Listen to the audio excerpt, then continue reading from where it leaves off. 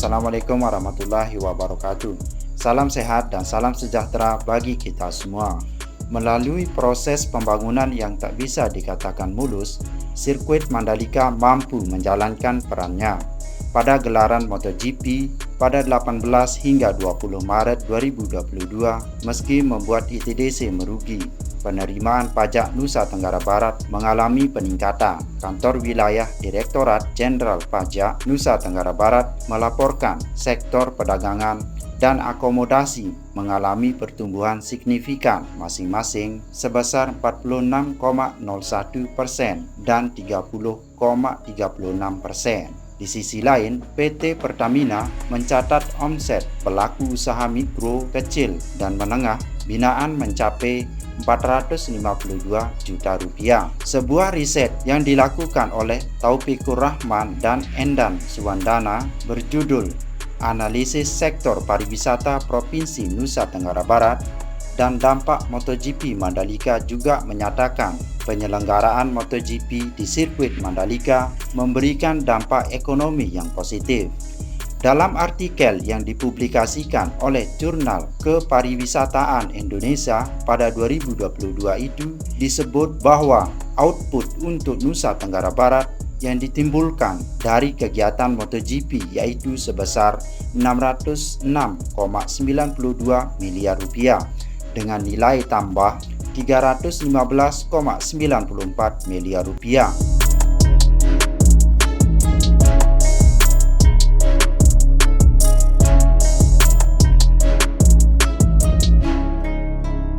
Adapun sektor yang menjadi kontributor utama adalah makanan dan minuman dengan output sebesar 114,11 miliar rupiah dan nilai tambah 47,96 miliar rupiah. Di sisi lain, kegiatan MotoGP juga berdampak pada upah yang diterima tenaga kerja di Provinsi Nusa Tenggara Barat, yakni mencapai 137,67 miliar rupiah. Dampak positif ekonomi tersebut masih terasa sampai saat ini. Pada pertengahan Oktober lalu, tepatnya pada 13 hingga 15 Oktober, gelaran MotoGP yang ketiga di Indonesia telah diselenggarakan. Kementerian Pariwisata dan Ekonomi Kreatif mencatat jumlah penonton melampaui target yang ditetapkan, yakni sebanyak 102.929 penonton dari target 100.000 penonton.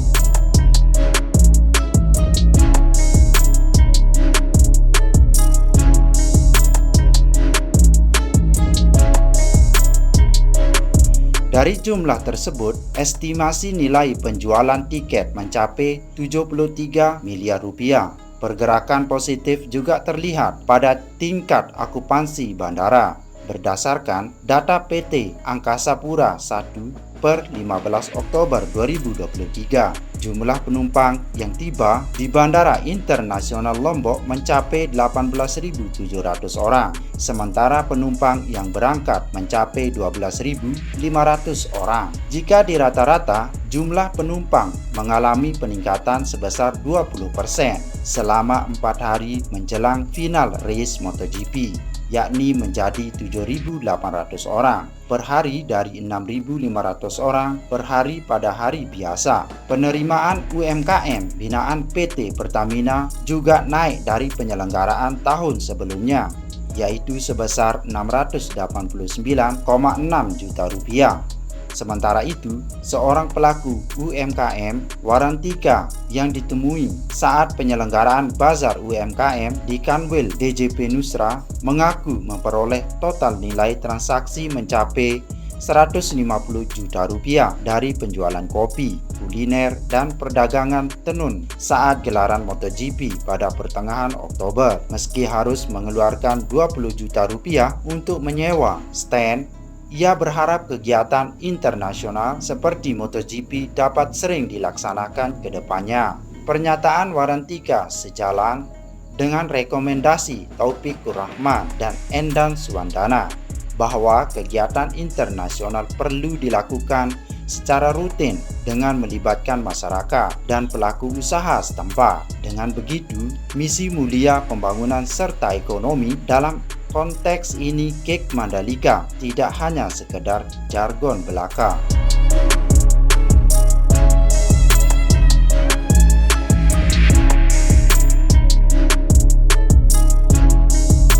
Misi untuk membuat Mandalika menjadi sentra ekonomi Nusa Tenggara Barat tentu tidak bisa dilakukan hanya oleh pihak pengelola. Pemerintah utamanya juga perlu menjadi pemain sentra dalam pengembangan kek Mandalika. Wahab menekankan bahwa kesuksesan pengembangan kek Mandalika tak mungkin terwujud tanpa intervensi pemerintah. PMN yang digelontorkan oleh pemerintah pusat menjadi salah satu penopang utama keberlanjutan kek Mandalika. Di samping menyalurkan PMN, pemerintah juga memberi perhatian pada pembangunan infrastruktur di luar kawasan sirkuit Mandalika melalui anggaran pendapatan dan belanja daerah yang bersumber dari anggaran transfer ke daerah oleh APBN. Akses jalan, hunian masyarakat, pondok wisata, hingga saluran pengelola banjir menjadi bagian dari infrastruktur yang dibangun oleh pemerintah. Mengacu pada pernyataan Direktur Penyuluhan, Pelayanan dan Hubungan Masyarakat DJP Dwi Astuti, langkah tersebut merupakan upaya pemerintah mengambil bagian pada sisi eksternalitas agar makin mengukuhkan pengembangan kek Mandalika. Upaya itu, menurut Wahab, membuahkan hasil. Pembangunan sirkuit Mandalika maupun eksternalitas mampu menaikkan level perekonomian Lombok.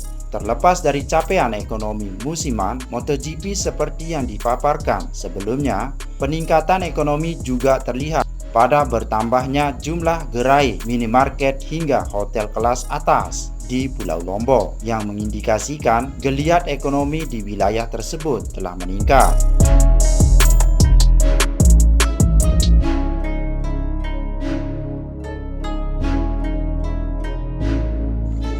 Dari berbagai capaian tersebut, terlihat bahwa pembangunan infrastruktur seperti sirkuit dapat menjadi salah satu pemicu perekonomian suatu wilayah. Meski perlu mengeluarkan modal besar dan hasil yang tak terlihat dalam waktu singkat, tak bisa dipungkiri inisiatif pembangunan kek juga memberikan dampak positif bagi masyarakat setempat. Jadi dalam konteks itu tak menutup kemungkinan pada gilirannya kek Mandalika dapat menjalankan perannya, yakni menjadi sentra ekonomi Nusa Tenggara Barat.